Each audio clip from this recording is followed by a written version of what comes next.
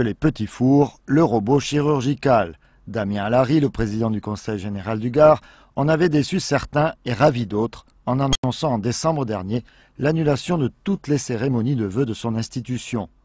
Mais que faire des 500 000 € ainsi économisés sur 4 ans? Le Conseil général souhaitait les affecter à une cause humanitaire et c'est le CHU de Nîmes qui remporte le gros lot.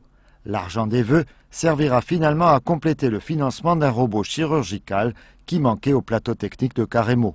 C'est une très bonne matinée pour nous aujourd'hui puisque nous avons confirmation de l'aide du Conseil général que nous remercions beaucoup.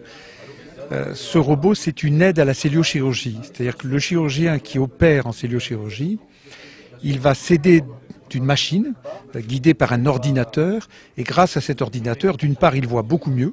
Il a une vision en 3 dimensions et d'autre part, il peut tourner les outils dans tous les sens, croiser, faire les nœuds à l'endroit, à l'envers, couper, coaguler. Donc nous espérons beaucoup que dans le futur, nous allons encore progresser en chirurgie. Le premier robot de ce type de la région a été installé à la clinique Kenval à Nîmes en décembre dernier. Le CHU Carremo sera donc le premier établissement public de la région doté d'un tel outil.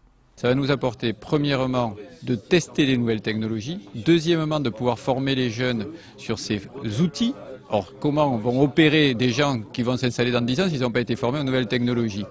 Et troisièmement, pour nous, en tant que CHU, ça va nous permettre de garder des jeunes chirurgiens qui auront une attractivité et un travail original. Séduit par un projet qui renforce le réseau départemental constitué autour du CHU Carremo, le président du Conseil général du Gard savoure son effet de surprise. Je pensais que faire une opération de santé publique en direction d'un service public et l'hôpital, participer à l'achat de ce robot qui n'était pas possible sans la subvention du département, sans le don du département, c'est-à-dire le don des Gardoises et des Gardois, parce que c'est des deniers publics qui vont retourner au public, mais pour une excellente efficacité. Il reste à espérer pour les vrais amateurs de petits fours qu'un cocktail de choix soit préparé pour l'inauguration du robot. Ce sera au printemps prochain.